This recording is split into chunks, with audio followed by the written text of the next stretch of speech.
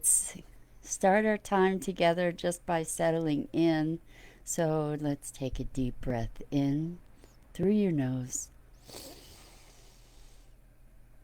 Hold it for a second or two and feel your shoulders as you're holding it. Feel your shoulders, feel your neck, and as you exhale, allow them to relax. And take another deep breath in and exhale it through your mouth. And then another deep breath in through your nose. And exhale it and relax. And let's place our palms gently together and softly rub our fingers against our. Good morning, Dido. And feel the tingling in your fingers and feel the tingling in your palms. Bring yourself present to this moment and welcome. I'm so glad to have this time with you. Today, I want to speak about breakdown. Uh, so many of us are navigating challenging times, and we're doing a lot of conversation about reframing. And reframing is creating a new context for interpreting our experience. So, if we talk about breakdown versus upset or crisis or uh, I'm not sure whatever kinds of negative uh, nomenclature we can use to describe our challenges versus problems, breakdown also versus problems. Breakdown is when things are just not going the way that we want them to go or we anticipated that they would go, and we feel less than resourceful. And we tend to look at breakdown as a problem. And I'm going to invite you to look at breakdown as the threshold to new possibility. So, for example, you may have heard that breakdown is the prelude to breakthrough. And when we look at the notion of breakdown, it means that things aren't going the way we want them to. And what's happening is that we're having an emotional response to it, feeling frustrated, angry. What we can look at is that rather than making our breakdown into our reality, like the way that things are, what we can look at is that the breakdown is a transitional state of change, and that it's necessary for certain structures emotionally or in the world. We're seeing a lot of this right now. It's necessary for certain structures to dissolve before they can evolve to the next place. And we can see this in emotional structures, we can see this in beliefs. The way that changing beliefs works is that challenge to that is impactful enough to sort of weaken the legs of that belief, to weaken its stronghold, and then there's room for more evidence that weakens that belief, and ultimately that belief crumbles. In the process of its crumbling, it potentially may leave a void that then can be filled by a new belief or a new perception. And it's a game that we're going to play with ourselves to empower us to embrace the breakdown. I'm not saying seek it necessarily, but to embrace the breakdown as an opening, as a process, as the fire that we go through to cure the steel of the sword that we carry forward in life um, to challenge us and strengthen us. So breakdown is a path to breakthrough, and it's also a passage that enriches our resilience and deepens our wisdom if we use it properly. So it's so important to not get caught in the breakdown as the reality. I know the tendency can be when you're in the midst of disappointment or it feels like the world around you is falling apart. Uh, the tendency is to make that the reality and project that forward as if it is going to be that way forever.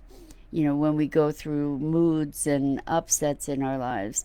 And what I'm inviting you to do is to recognize that moment as simply a moment, that not to make it pervasive, not to extend it into your experience of every corner of your life. And from there, recognize that you are in the process of generating a new experience, a new reality, and most likely new perspectives.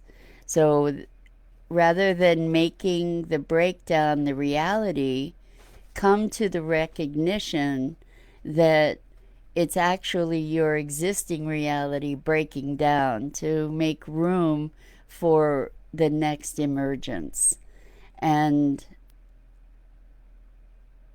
we want to honor all parts of ourselves in this new paradigm that we're creating as we're moving into uh, the opportunity to create a new world and to take deeper and greater responsibility for our creation. We want to embrace all aspects of ourselves. Good morning, Lisa Phillips. Welcome. Thanks so much for being here. We're talking about breakdown and breakthrough and really embracing all aspects of our experience. I think societally we have been conditioned to reject our emotions, reject our experiences, reject the parts of ourselves that we don't uh, feel are optimal. And rather than trying to overpower those parts or suppress those experiences um, or strong arm ourselves into transformation, the new the new paradigm is to welcome and embrace and experience and allow the movement and the transformation to occur and create a holistic experience of ourselves, of each other, of the world, of life. And it's as we expand to include all of that that we embody our awakening. Good morning, Sue Seacoff. It's wonderful to have you here. Thank you so much for joining us. So, as we learn to accept the shadow, so we've moved from breakdown to challenging parts of ourselves rather than moving with oppression or trying to kill off those parts of ourselves. What we're doing is looking at how we can embrace and allow what is to be. because it's in allowing life as it emerges. It's our own emotional experience, whether it's what's going on in the world. When we allow things to be as they are, then and only then do we have the opportunity to transform those things. So there's a comment here. I love that you're approaching breakdown as an in between space, a liminal space. I love that word, liminal space. In fact, that's going to be the topic for our one of our Broader Edge broadcasts. Not this one. This one tomorrow is going to be about finding your tribe, but the next one is going to be about liminal space. And I'm just going to continue reading this entry here. So, breakdown as an in between space, a liminal space that is honored, accepted, and that soon transitions into transformation. Exactly. So, we get in the core connection work that I do, one of the things that has come to be very, very important in creating transformation is looking at the edges. Looking at the edges between, for instance, good and bad. Looking at the edges between pleasure and pain. Looking at the edges between the objects even that we might perceive, because there is magic in the edges where seemingly separate things meet. That's the transition point. That's the point of awareness and awakening somehow. And breakdown is one of those, what we're declaring as breakdown is one of those transition spaces. And if we can recognize it as such, we can honor it and honor ourselves through the process so that we don't resist it and embed the dynamics of it more deeply, which then exacerbates the whole circumstance.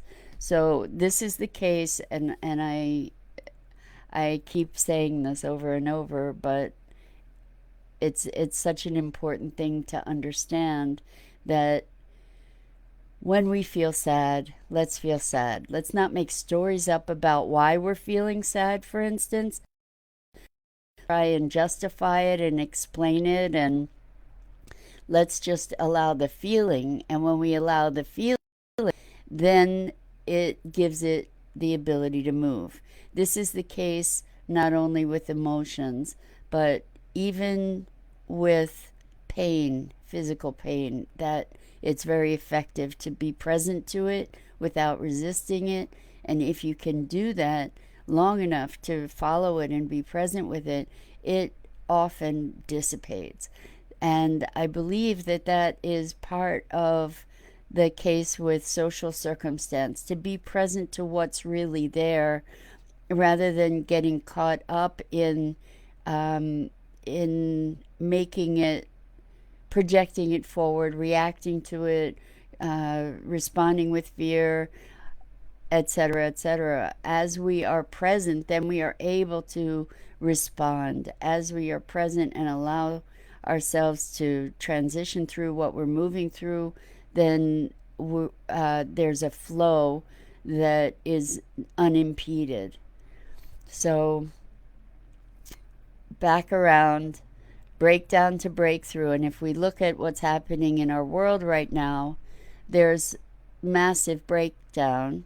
And my deep, deep, deep conviction is that the breakdown that we're perceiving is essential for the massive breakthrough to a new humanity, to a new way of being on the planet, to a new relationship with ourselves and one another, to a new awakening of consciousness.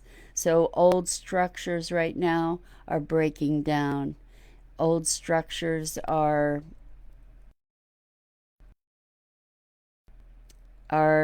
dissolving, and we can embrace this breakdown, as painful as it may be, and recognize the potential on the other side of it.